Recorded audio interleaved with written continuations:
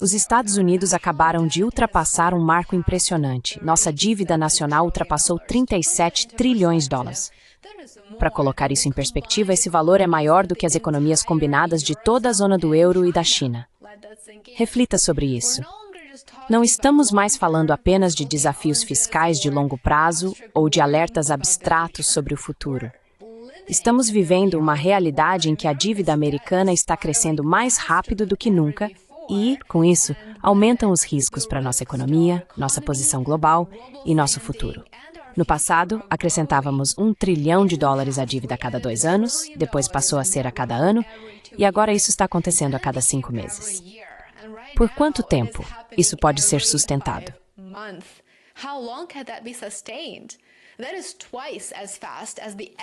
Isso é o dobro da velocidade média dos últimos 25 anos. E não estamos oficialmente em recessão. Não estamos lutando uma guerra global, nem estamos mais no auge de uma pandemia. Então, por que nossa dívida continua subindo como se estivéssemos em uma emergência nacional?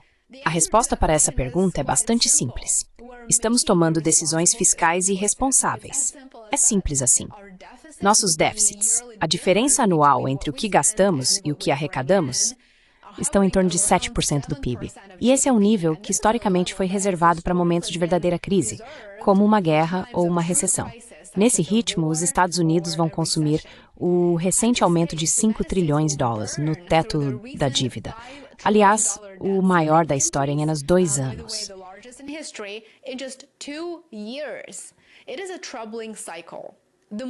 É um ciclo preocupante. Quanto mais dívida assumimos, mais juros devemos.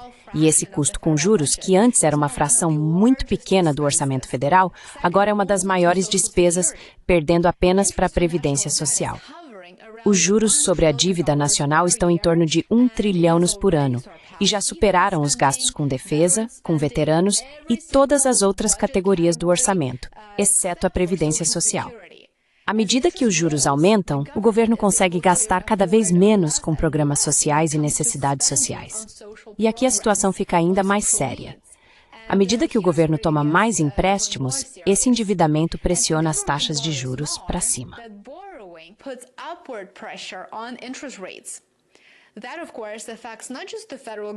Isso, é claro, afeta não apenas o governo federal, mas todas as pessoas nos Estados Unidos, desde famílias comprando casas até empresas buscando empréstimos. Juros mais altos significam custos maiores para hipotecas, cartões de crédito, empréstimos estudantis e qualquer outra linha de crédito. Também significa menos investimento no setor privado, porque mais capital fica preso em títulos do governo. Ou seja, a dívida está sufocando o crescimento. Ao mesmo tempo, dentro do orçamento federal, estamos gastando cada vez mais apenas para pagar os juros dessa dívida, o que significa que temos menos dinheiro para investir em prioridades como infraestrutura, educação e defesa nacional. Isso se torna um ciclo que se perpetua.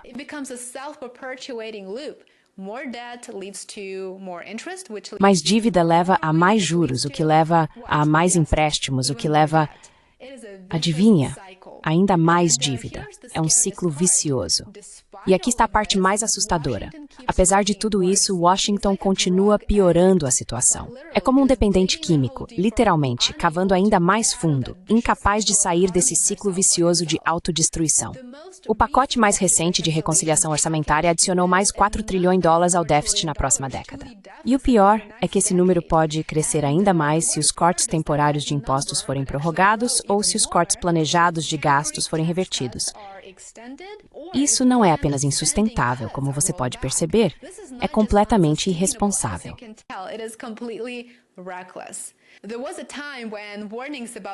Houve uma época em que os alertas sobre a dívida nacional eram descartados como barulho político ou especulação de longo prazo. Mas esses dias acabaram, já se foram há muito tempo. As consequências já não são mais teóricas neste momento. As 3 principais agências de classificação de risco já rebaixaram a perspectiva de crédito dos Estados Unidos. Isso envia uma mensagem ao mundo, e essa mensagem é que até o sistema financeiro global está começando a perder confiança em nossa capacidade de administrar nossas finanças. É assim que a situação está ruim. Aparentemente, as ameaças fiscais são óbvias para todas as pessoas no mundo fora dos Estados Unidos, mas Washington escolhe continuar empurrando o problema com a barriga, esperando que o próximo ciclo eleitoral chegue e ninguém perceba.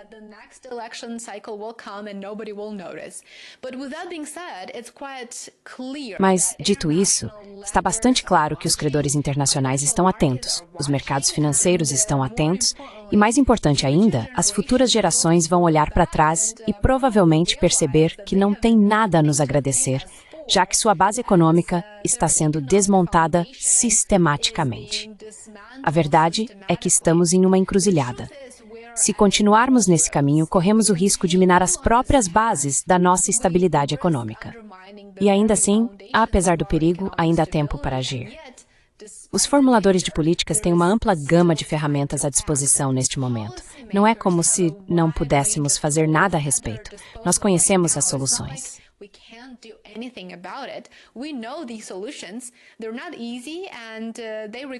Elas não são fáceis e exigem vontade política, mas essas soluções são bem conhecidas, claro. Essas soluções não são politicamente populares e por isso acabam sendo ignoradas, porque permanecer no cargo é muito mais importante do que resolver esse problema. Reformar programas de benefícios, revisar políticas fiscais ultrapassadas, reduzir gastos desnecessários e fazer investimentos mais inteligentes. Tudo isso faz parte da solução. E essas medidas são bastante eficazes. Mas o que mais precisamos neste momento é, claro, liderança. E sabemos como estamos nesse aspecto. Vamos dar uma olhada rápida para ver o quão rápido essa dívida cresceu. Nos anos 2000, acrescentávamos $1 trilhão a cada 24 meses. Nos anos 2010, era a cada 11 meses. E agora, nos anos 2020, é a cada 5 meses. Isso não é apenas uma tendência.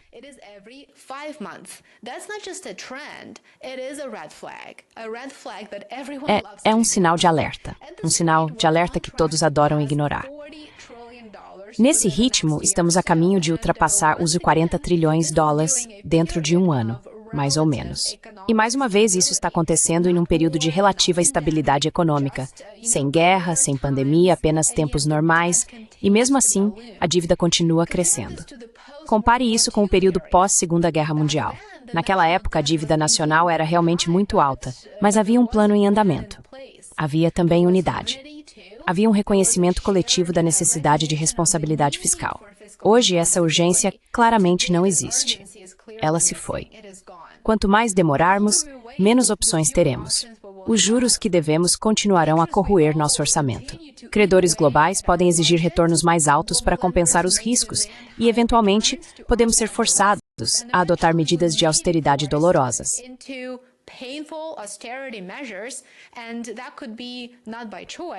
E isso pode não ser por escolha, mas por necessidade. Os Estados Unidos ainda são a economia mais poderosa do mundo. Ainda temos as ferramentas e o talento para reverter essa situação. Mas, ao mesmo tempo, vemos que o problema está sendo rotineiramente ignorado. Claro, a dívida de $37 trilhões é mais do que apenas um número. É um sinal de que o tempo está passando. Obrigado por assistir. Deixe nos comentários abaixo o que você pensa sobre o crescimento da dívida nacional.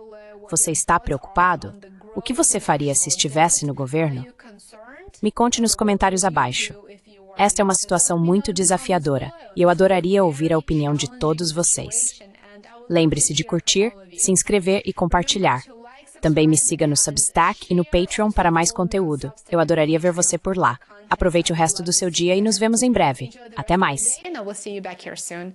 Bye for now.